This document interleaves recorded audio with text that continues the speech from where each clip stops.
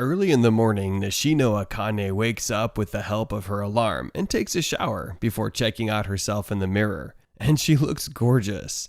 Afterwards, she gets prepared for the day at school, but she sees flashes of paparazzi as soon as she opens the door. Her personal driver snaps her out of the trance and takes her to school, where she's welcomed by most of the students. However, she soon spots Kagenou, a boy she hates because of his ordinary looks and below average grades. And so begins this love story, hopefully. She greets him and he returns the gesture, but calls her Nishimura, which doesn't sit well with Nishino, even though she hides it with a smile. She reminds Kagenou that her name isn't Nishimura multiple times, causing Kagenou to apologize. He reveals that he's pretty good at remembering the names of all the important characters, but he's not so good at remembering named NPC. He then adds that he hasn't got much sleep and calls her Nishitani. She gets angry once again and corrects him before revealing her actual name, but Kagenou once again gets it wrong and calls her Nishimura as he leaves, which infuriates her. While she watches Kagenou leave, Akane notes that she doesn't despise him even though he got her name wrong, but she hates him because he never looks at her. Although his eyes are always facing her direction, they seem to be looking somewhere far away. In class, Akane gets all the attention, but she avoids associating with Kagenou as he's always acting weird. It turns out Akane took a break from show business due to a scandal back in middle school. Ever since that incident, Akane has been hiding behind a mask she has created. She plays the part of being the teacher's favorite and the most popular girl in school in order to get everyone to like her, as she tries her best not to be hated by anyone. Akane was in middle school. She had to take a break from the show business due to a scandal. Elsewhere, Kagenou reads a mysterious book and tries to learn its content to gain more power. After school, Akane calls her driver to pick her up from school, but he doesn't pick her up because he has been attacked by some thugs. After waiting for a long time, Akane is forced to walk home late at night, which is her first time doing so since the incident in middle school. On her way home, she's attacked by the same men that beat up her driver. She tries to run away, but they catch up to her in no time and kidnap her. She starts to lose consciousness after being drugged, but she sees Kagenou approaching.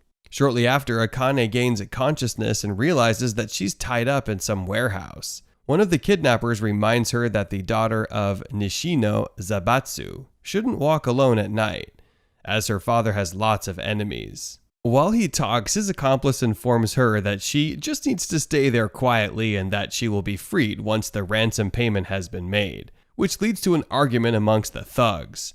Meanwhile, Kagenou watches the kidnapper before he changes his clothes and puts on a mask. Soon after, one of the kidnappers tries to have some fun with Akane and reminds her of the first time she was kidnapped by a stalker, causing her to remember the tragic events. She tries to resist him, but he hits her and prepares to have his way with her. However, Kagenou comes crashing down through the roof window, revealing that he is a stylish ruffian slayer, which makes the kidnappers angry. He pulls out a gun, but Kagenou attacks them with a piece of glass, injuring his arm and disarming him in the process. He then engages the thug in battle, knocking him to the ground and smashing his face brutally. And I thought he was supposed to be doing the smashing. The other kidnapper sees that Kagenou isn't an ordinary man and states that he has been bored as hell being a kidnapper with amateurs since he was released from the army. He then takes out a knife after dropping his gun and attacks Kagenou, who is excited to fight an ex-military officer. After getting cut on the arm, Kagenou manages to disarm the man with a crowbar, but he still gets dominated. With no other option left, he decides to get serious and show the thug the potential he found in crowbars, after fighting bikers that disrupted the peace of the city. Kagenou turns the fight around and stabs the thug with a crowbar, making him realize that Kagenou is Balaclava Berserker, a man who has been fighting the bikers with crowbars. Kagenou then reveals that the bikers started wearing helmets in order to protect themselves, prompting him to stop using the crowbars like Tonfa, but as a regular club instead. Kagenou launches at the criminal. He breaks his leg and beats him up brutally as Akane watches in horror. After ending the man's life, Kagenou frees Akane and tells her to be more careful next time, but she doesn't realize that she was rescued by Kagenou. Not long after, she calls the police and her father uses his connections to prevent the case from going public. The following morning at school, Akane spots Kagenou and greets him with a smile on her face. He greets her back, calling her Nishino, but she doesn't realize that he got her name right and tries to correct him. Surprised, Akane feels like Kagenou is finally looking at her and deduces that he's also living a life behind a mask. However, the next day, the news reported that Minoru Kagenou has been hit by a truck and did not survive. In the past, Kagenou has always dreamt of being a hero and spent his days training, but at school, he was just a background character. Although Kagenou reached a point in his training where he can beat up some guys, he's helpless in front of an armed man. Kagenou decides to become the best martial arts in the world in order to beat up those armed men, but he's still unable to do anything about a missile. Despite having no superpowers, Kagenou wants to overcome those limits and save the world by becoming a powerful being. After being hit by a truck, Kagenou is reborn into a new world and forms an organization. With his squad and newly acquired magical powers, Kagenou prepares to start a mission. He states that he wants to be the one who operates from the shadows, showing everyone their greatness, the eminence in shadow, even though he wants more power. Later on, Alpha reports to Kagenou, now known as Cid, stating that he was telling the truth and that she found a description of the Cult of Diablos. Many years ago, after dying in a car accident, Minoru Kagenou is reborn as the son of Baron Kagenou, an aristocrat living out in the boonies. Despite being so young, Kagenou quickly understands his new world and senses that there is magic in the air. Kagenou's new family has been making dark knights who can enhance their abilities using magic. And they have high hopes for Claire Kagenou, Cid's older sister, who is quite talented. Cid grows up as a background character, being an average knight, and tries not to draw any attention to him. But he comes out at night and fights bandits. With a slime sword and bodysuit in his possession, he easily kills the bandits and takes their treasure. Shortly after, he finds a cage with a rotting creature and quickly realizes its potential as the magical creature it possesses. Cid takes the monster home where he shoots it with magic and performs other experiments on it as he tries to contain the magic overload. After a month, Cid succeeds in containing the magical overload and the creature returns to its normal form, a young, beautiful woman elf. Trying to make a good first impression and recruit the elf into his team, Cid decides to put on an act as she regains consciousness.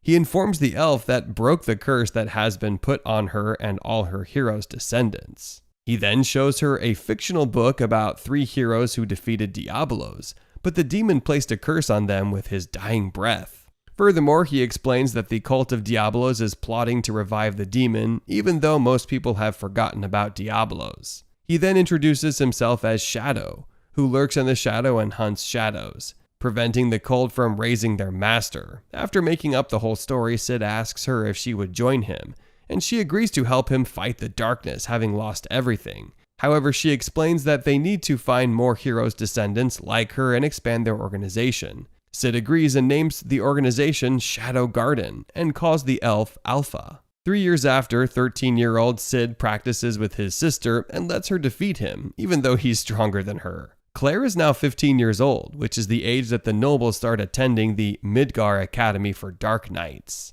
However, on the day of her departure to a new school, Claire disappears, leaving her room in a mess. Meanwhile, Alpha has collected more members for its organization in the past 3 years. After discovering that his sister is missing, Cid asks Beta about Alpha's location, and she reveals that Alpha is looking for a clue that will help them find Claire. Beta explains that Claire is probably still alive, but she has been kidnapped by a high-ranking member of the Cult of Diablos, as they believe that Claire is one of the hero descendants. Beta then takes out a map and states that although the cult has a few unknown hideouts, she doesn't know the hideout Claire is being held in. While she talks, Cid makes a slime knife and throws it at the map. He misses the hideout completely, but states that they will find his sister there. Beta then figures out the cryptograms are a bluff, as there's a secret hideout at the location pointed out by Cid, and he tells her to contact the 7 Shadows. Elsewhere at the hideout, Viscount Grease keeps Claire bound with magic sealing chains. He states that her father taught her how to fight, but Claire confesses that she developed her skills by fighting her brother. Grease then asks if he healed her when she showed signs of possession, but Claire denies it, stating there is no way a weakling like Cid can heal her. However, Grease decides to investigate Cid, which makes Claire furious. In an instant, Claire breaks one of the chains, injuring her right arm to free herself, and she threatens to kill him if they touch her brother. Despite her threats, Claire is visibly weak, and Grease knocks her out easily, before being informed that there are intruders in the secret hideouts. Meanwhile, Grease's men are easily decimated by these 7 shadows. While destroying them, Alpha reveals that they are Shadow Garden, and their mission is to annihilate the Cult of Diablos, causing Grease to wonder how they know that name and its secrets. He attacks Alpha, but she blocks his attacks with ease and injures him. She informs him that she won't kill him until they get answers from him, but Grease takes a pill that boosts his magic after being overwhelmed. He manages to escape, but Alpha tells the girls not to chase him as Shadow is after him, which is the reason why they split up. Elsewhere, Shadow is lost and is unable to find the girls. He decides to explore the tunnels and encounters Grease moments after. He attacks Shadow, who dodges his attack after breaking a sweat. Shadow then confesses that Grease has more magic power than Alpha, but doesn't know how to use it. He decides to give him some lessons and blocks his attacks, making Grease look like a chump. Afterward, Shadow attacks Grease and starts cutting him, forcing Grease to wonder if he had ever been overwhelmed in battle just like this. Refusing to give up, Grease tells him no matter how strong he is, the darkness in the world is much bigger, but Shadow states he will just dive deeper. With no other option left, Grease takes more pills and buffs himself even more, as he wants to prove to Shadow that people are worthless, fragile, and powerless. He attacks Shadow with all his might, but he manages to block his attacks and fatally injures Grease using a large number of magi. As Grease fades away, he notes he was powerless against the darkness, but maybe the Shadow was strong enough to face it head on. The next day, Claire returns home in a foul mood. Miraculously, her wounds healed overnight, and she departs for the academy immediately. Although Cid is eager to go to the academy, he has to wait for 2 more. He decides to give the girls some work, but Alpha tells him it's time they leave him, which surprises him. Alpha tells Cid that the Cult of Diablos is a large organization that runs on a global scale, and the only way to fight them is to split up.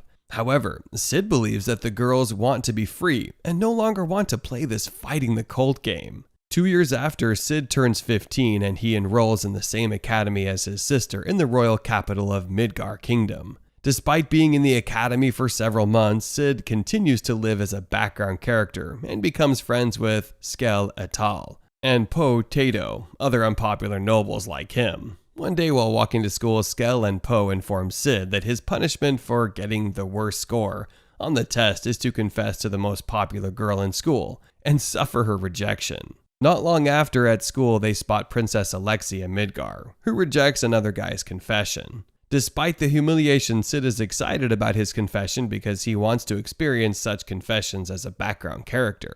Later that day, he decides to confess to Alexia, but he starts to shake and mumble his words, even though he believes that he did a great job as a background character confession. Alexia accepts his proposal, stating she has been waiting for someone like him, and this surprises Cid. In no time at all, the rumors quickly spread like wildfire, and people start to wonder who Cid really is and how he was able to have someone like Alexia. Meanwhile, Cid, Skell, and Poe wonder why she accepted, and they realize that Alexis accepting Cid's proposal means that they also have a chance. Alexia then joins them at lunch, which surprises other students as their table is labeled the lower nobility section. All of a sudden, she receives lots of food and states that she can't eat it all. Upon hearing this, Cid starts eating her food happily, as he wants her to dump him because all of the attention he is receiving. Alexia then reveals that she is studying Royal Bushin fencing and wants to practice together with him, as he is also in the class.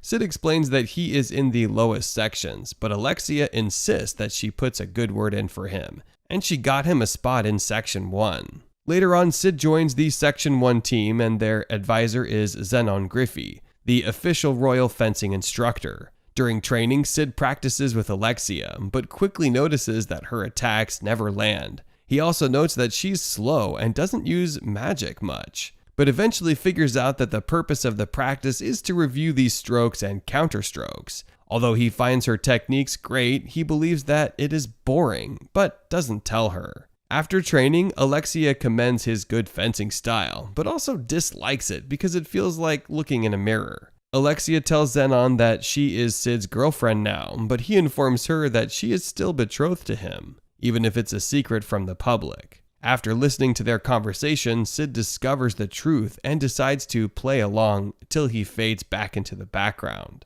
Afterwards, Cid confronts Alexia about needing someone to help her get out of the engagement with Zenon, and chose a low-class aristocrat like him, who she could easily control. After Alexia confesses, Cid states he doesn't want any more attention, revealing that he isn't interested in getting mixed up in her problems. However, Alexia states that he is being too cold towards her, even though he knows he faked his confession to her after his friends told her everything. She then blackmails him that if the student body finds out about this toying with a young girl's heart, he will not see a peaceful day in the academy. Alexia decides to continue the boyfriend act until Zenon gives up, but Cid informs her that he may not give up so easily, because it's clear to everyone that he is out of her league. Alexia states that she needs to buy some time before she can deal with the situation. Alexia then takes out and throws a gold coin at Cid, and asks her if he looks like someone that can be bought. However, Alexia throws another coin, causing him to jump and catch the coin with his mouth, thereby acting like a dog. Cid notes that his parents' allowance isn't enough to carry his eminence in shadow operation, and he decides not to let this chance slip away. Afterwards, Cid continues being her boyfriend and is delighted that the students are more focused on Alexia having a boyfriend and not him, which allows him to be the background boyfriend character. Although Alexia acts well-behaved in public, she constantly badmouths Zenon. Cid decides to not argue with her and just agrees to everything she says. Cid wonders about Zenon's bad behavior. Alexia states it's easy to pretend. She states that she also judges people by flaws, but Zenon doesn't have any, which is not normal for a human. On their way home, Alexia tells Cid that he has the fencing basics and nothing more, but she can't take her eyes off him. Confused, Cid tries to figure out why Alexia is so different today, as her fencing is unusually aggressive and sloppy. Alexia then reveals that she always wanted to be as good as her sister, but she lacked the skills and she decided to become stronger than by herself. They ended up calling Alexia the fencing ordinaire, but states that it is unfortunate that Cid's fencing is ordinary like hers. However, Cid doesn't find it unfortunate and states he likes her fencing. Alexia reveals that her sister told her the same thing after she suffered a humiliating defeat at the Bushin festival. But she couldn't understand how pathetic she was feeling. Cid cheers her up, stating that he isn't a great person and wouldn't care if someone kills 1 million people. However, there are things that people find worthless, and they are the most precious things in life, which is why he likes her fencing style. Alexia draws her sword and asks him what he means by that. Cid then reveals that he gets angry when people disrespect the things he likes. The train stops and Alexia leaves. She bids Cid goodbye, making him believe that it is the end of this unwanted relationship. Later on, Skell and Poe apologize to Cid for telling everything to Alexia, but wonder how far he got with her while they were dating. Cid states he didn't do anything with her, which makes his friends angry at him, as they would have done different. At the school gate, Zenon and 2 other men stop Cid and his friends. Zenon states Cid should know that Alexia didn't return to her dorm last night, and they are investigating it as a potential kidnapping. Furthermore, Cid was the last person seen with her, and he is now their first suspect. After he sees more knights approaching, Cid surrenders and realizes he's in big trouble. Alexia is being held prisoner bound by magic sealing chains, and she wonders who is behind her kidnapping. She thinks about the possible culprit, but she spots a deformed creature cursed by the demon lord, which makes her sad. Not long after, a crazy scientist comes in and reveals that he finally has royal blood in his possession. He quickly takes her blood with a syringe, and Alexia questions him about the use. The crazy scientist reveals that her blood is the demon's blood, but states that he doesn't know what that means, as he is just the messenger sent to extract her blood. Elsewhere, Cid has been stripped off his clothes and tortured for the whereabouts of Alexia. Even though he can handle the physical pain, Cid starts to beg for his life in order to conform to his role as a background character. Meanwhile, the crazy doctor continues to drain her royal blood, greatly weakening her to the point of death, but Alexia refuses to give up.